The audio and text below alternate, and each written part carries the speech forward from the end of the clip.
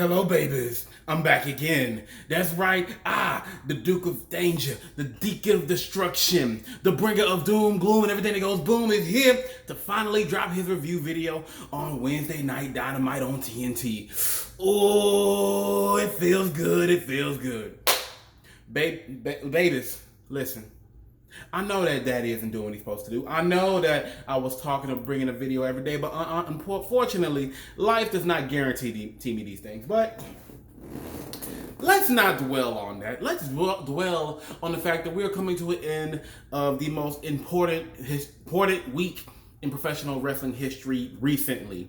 That's right. We are about to commence to ending this week with SmackDown, and honestly, depending on how you view your weeks, it won't even be open because you still have Hell in a Cell, which I may or may not review, depending on how I feel about it. I recently got rid of the WWE Network, but I think I might have to get it back. But that's not the point. Listen up, it's your boy Dynamite D. Let's go ahead and talk about Wednesday Night Dynamite. That's right, ladies and gentlemen, the premiere episode of Wednesday Night Dynamite.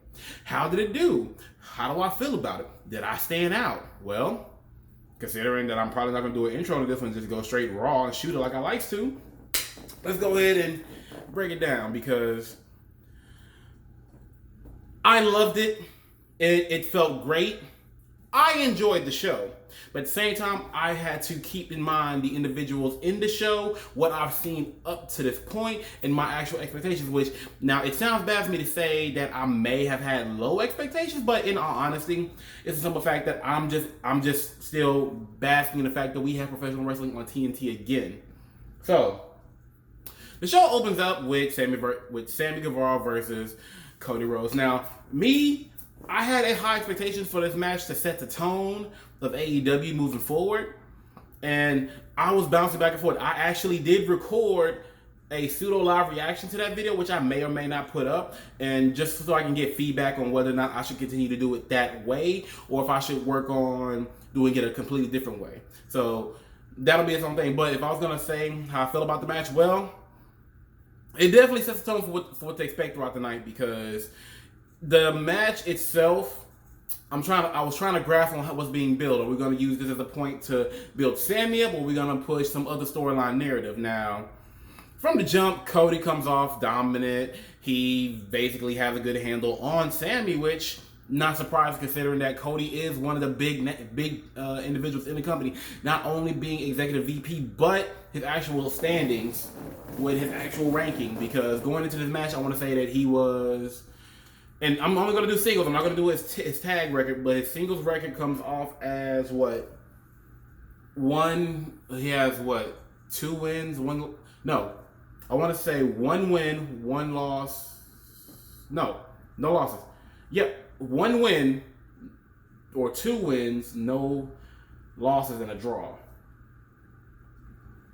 I believe that's the record. If not, then following tonight, because Cody does win, although he does not win clean. There is some assistance from Brady, so now I have to really figure out how do I feel. Because obviously with the match, Sammy was the heel. Sammy Guevara was the heel for this match, but Cody had some heelish tactics, mostly because he had Brandy, which was retaliatory, mind you, but she still interfered a little bit too much for me to really view him as a clean face. But he's not a tweener, he's really a face. But, Cody comes out. Sammy does get some shine in the match, and I think that what it shows him is more or less that he's cocky and is willing to do what needs to be done, but doesn't go full heel. He's just a dick. Cody wins the match with a avalanche crossroads. No. It wasn't avalanche crossroads. In fact, I think it was just like something. It's hard to explain it, but Cody comes off with the win. It was a decent match to start off with, one of the better matches of the night. And afterwards, Sammy goes to shake his hand, but then Cody is attacked by Chris Jericho, the AEW World Champion. Now, what I liked about it was the fact that while this beating was happening, for me at least, it went to picture in picture with the commercials going, which I prefer more. Let me see some actions, even though I can't actually hear it, but let me see what goes on that keeps me into the flow. And then when it comes back to it, obviously we're getting into it with Cody getting his ass beat up. That's the first match. That's the first official match in AEW out for the record books, and so we will transition to, I believe, 2 the different type of promos, we had Jay and Silent Bob in the arena, which was fucking dope. I freaking love Kevin Smith and Jason Mewes. Like, they're freaking awesome. Not to mention Jay and Silent Bob reboot. Not to mention Clerks 3. Different story for a different channel. But, you know, we have Jack Evans and a Helico come out, and they just kind of like, you know, they kind of talk trash. They get some stuff on. This is basically a segment meant to bring out Private Party. People see Private Party. They not doing much, but whatever. And then another segment that came out was actually a combo, because we had a video of SCU standing outside the White House, and it had Christopher Daniels and Frank Kazarian dressed up as Secret Service, while we had Scorpio Sky doing a bombastic impression of Obama. Makes me miss him so dearly. That's a political thing. That's a whole nother channel.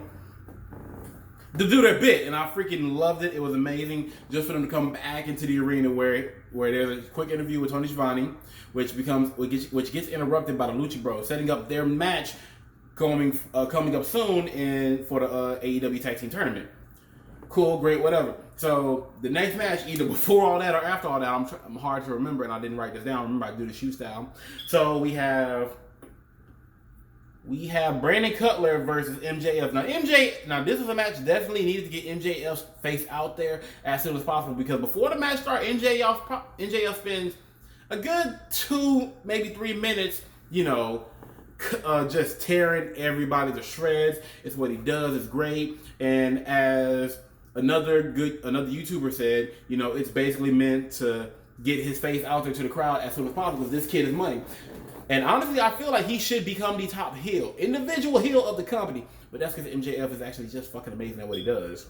And he's solid in the ring. But with the match with Brandon Cutler, it was an okay match. The problem being is that, and this is what goes on throughout the night, there were some botches. There was like early botches in Cody and Sammy's match, but they were able to recover from it. There was a significant botch. There was maybe about 2 or 3 in the Brandon Cutler MJF match, but MJF, he dominates, but we do see Brandon Cutler shine. And I'm not used to seeing Brandon Cutler. He hasn't really had many singles matches.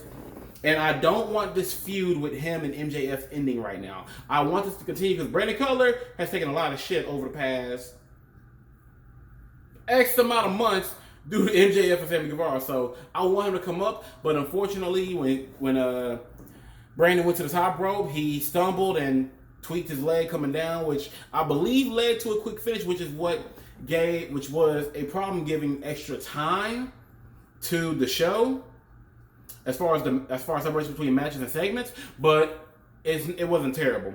Yes, they had to improvise some and figure out how to fill some up that space, because this was maybe about a 3-minute match, and I feel like it wasn't intended to be a squash. So that's you know, kind of what was up. That's basically what ended the first hour of AEW, unless I'm missing a match. Oh no, because afterwards we did have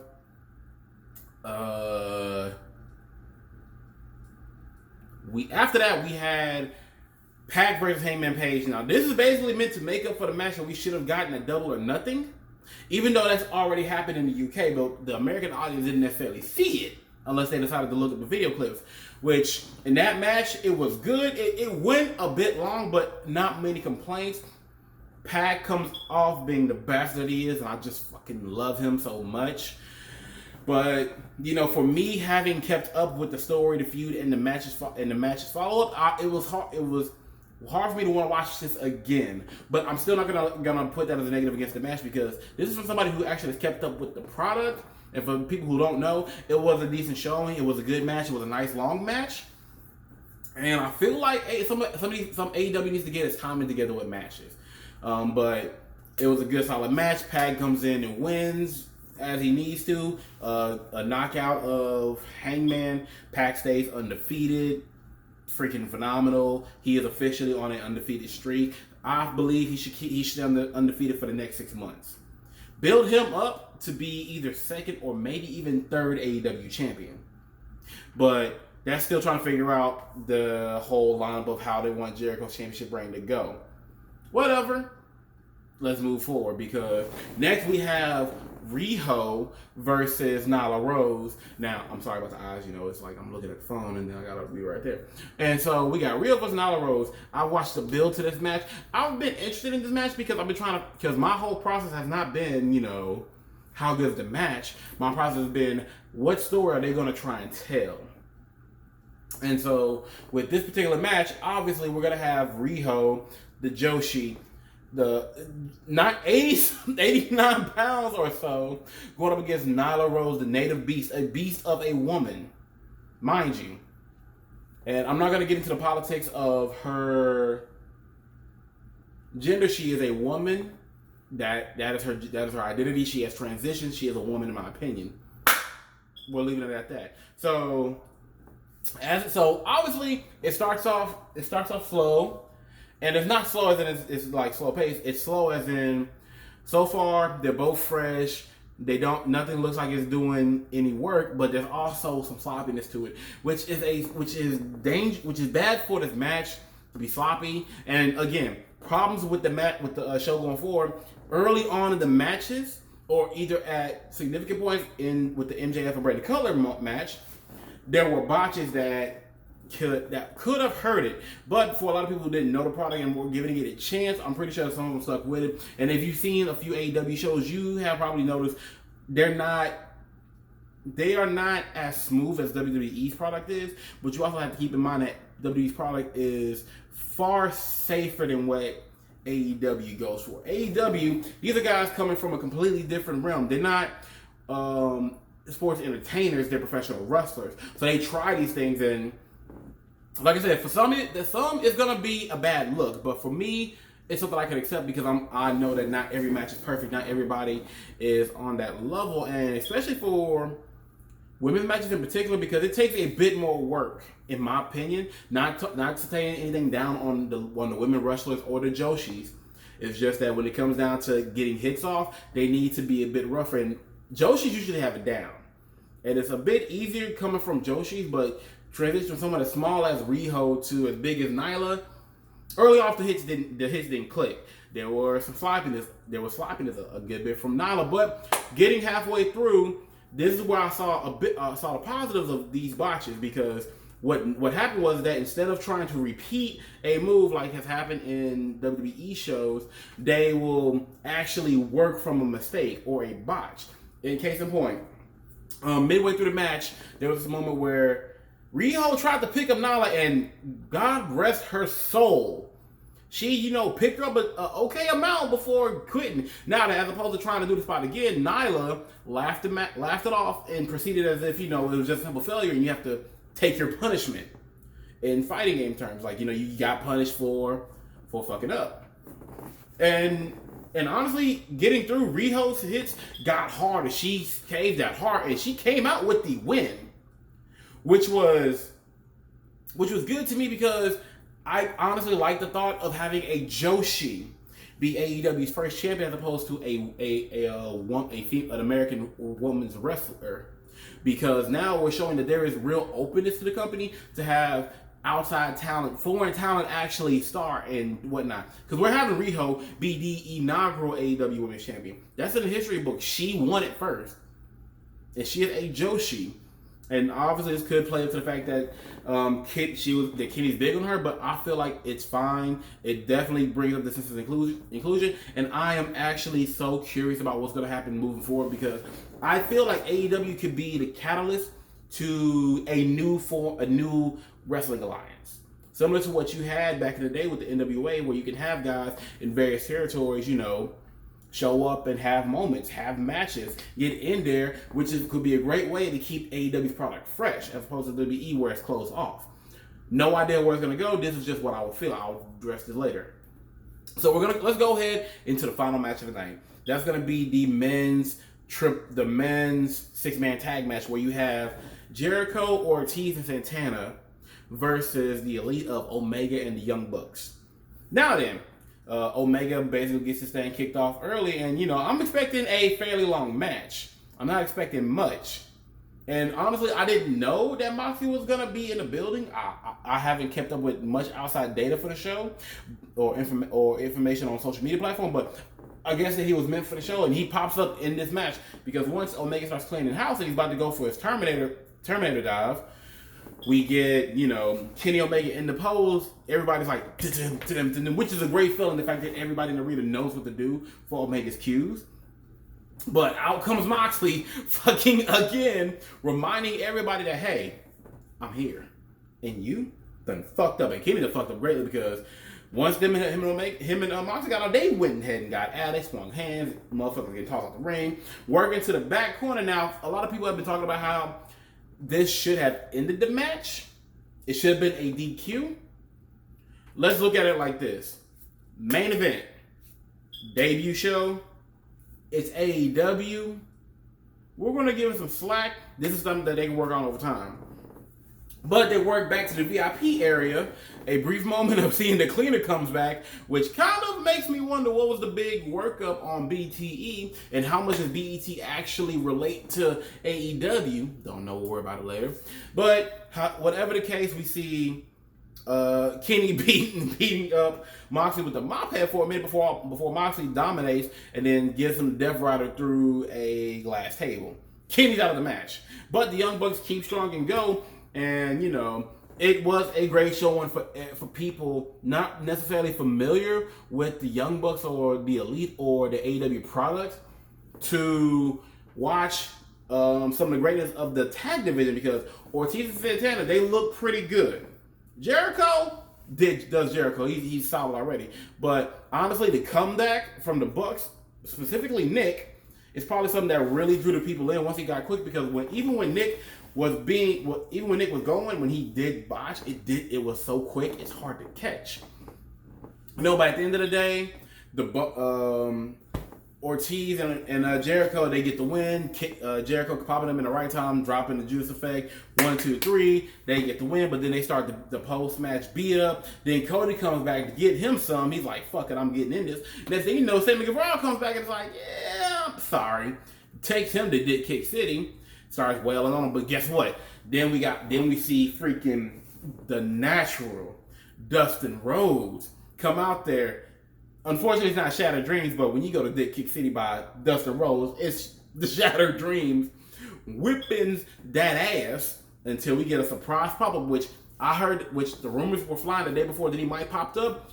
Jake Hager, aka Jack Swagger, for those familiar with him in WWE, came in, fucked shit up, and now we have a whole new faction to go up against the Elite / Nightmare family. So now here's my thing, because obviously AEW has been formed around the Bucks and the Elite. We're still having to get a lot of these other guys established, which a number of them they're fine with.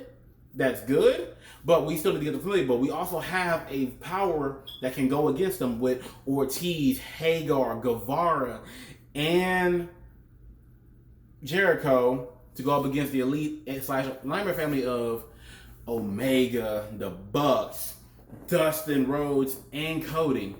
The only thing they're missing is a female, which could be Nyla Rose, because after the Women's Championship match, Nyla Rose started beating up on Rijo, Michael Nakazawa, and then Kenny Omega had to come up in here to put it into that shit. So, how do I feel about the show? How would I grade it with my grading system? Well, I don't want to give it too much praise because I have to acknowledge its problems, but as a debut, it was fan-fucking-tastic. It was it hit the mark. It felt great. It drew the big numbers. I did a video about it. 1.4 million. And that's not counting the total viewership of 1.8 to 1.9 million after following the repeat episode. So where I feel with the match quality, taking into the accounts the botches, taking into the accounts the timing, the way they work the time for the show, I'm gonna have to give it a B+, leaning like just barely touching an A-, with A literally has to be a solid quality. Now a B+ is not bad for the show. It's not even breaking average. It is above average. And it's above average that could have broken if only the show was a bit smoother, if things were a bit nicer.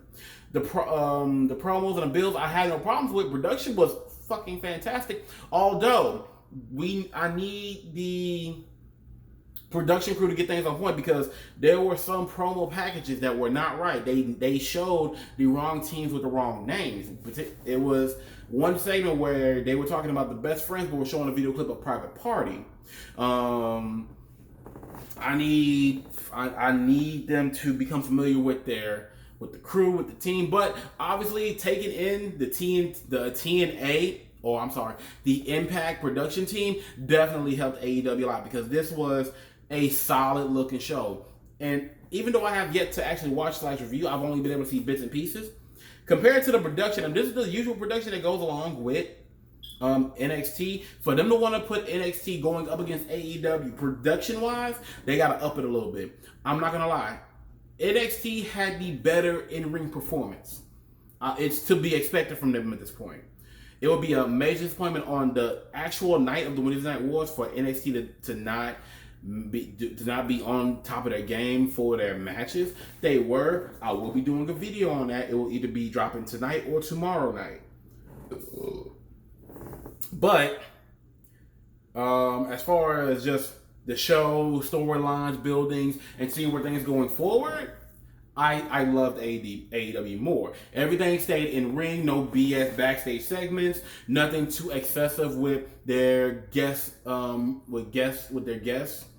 with Jason Mewes and Kevin Smith. They were there for a brief moment. They got what they needed to do. Bam, it was out. It didn't overstay its welcome. The bit with, and see, when I forgot to mention, the Lucha Bros came out because they're gonna have their match. If I didn't say it already, that got to the point post the recorded segment and then going into the interview with Tony Schiavone. It was solid.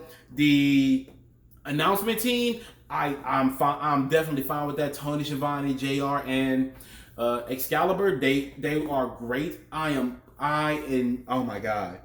It felt great to hear, because honestly, I feel that for what AEW is trying to do, an alternative with more of a sports feel, it definitely works better to have Tony Schiavone and JR on the same team. And then Excalibur works great for anybody who's into the wrestling with where these guys come from. That was fine. It was great. Top notch. I need them to clean up the in-ring work, but they have time to get it together. I'm seeing builds for future matches down the line. No ridiculous storylines. Nothing excessive. It's great. So again, my final rating for the show as a whole, a B+. If I was gonna do matches individually, Cody and Sammy was a B+. The whole Brandon Cutler MJF thing, B-. Keeping it honest. Hangman and Pac, B+ again. The women's match was, well, it was a C+. I gotta keep it true. It was a C+, but easily could have been a B-. I just needed some more work to be done right. The final matchup, I'm gonna go ahead and be honest, it was an A-. I liked it. I felt it could have been better. And that A- is on the lower spectrum, possibly a B+, but it was still a bit better. It was just great to see the Bucks on there. The Bucks do their thing. The storylines that were matched up perfectly, and even the post-match beat up was great for a final image. It was a heel heavy show, but now we have to see how do the Elite answer to this new faction. Is this an actual faction? What's gonna happen? Do they get a name? Does Ortiz and Santana get in, but they just stay Santana and Ortiz, which is fine because they are their own guys. You don't need to have them tied up with former affiliations with them being LAX, even though they have it. I am excited for next week's episode because I'm curious to see what's going to happen. I need to finish seeing the lineup. I can't wait to see Shawn Spears versus Moxley and Moxley's first regular match. First sanctioned match in AEW. No hardcore stint. No him in another company. This is going to be him debuting in a regular match for AEW next week. I'm excited to see it. Definitely going to come back at it. Please like, subscribe, tell me something. Please give me positive criticisms. I need to do better. I need to find a way to be better. And getting feedback will definitely give me the urge to want to do it. I'm also going to transition more into using my Twitter. That will be STS_Dynamite_D. at twitter.com. So, follow me so we can talk more wrestling. And honestly, I'm going to have to call it to an end. I want to do more of these videos, and I need to make proper time about it. I'm trying things out. I'm trying to see what's going to happen. Thank you for watching the video. I'll see y'all for the next one. Peace.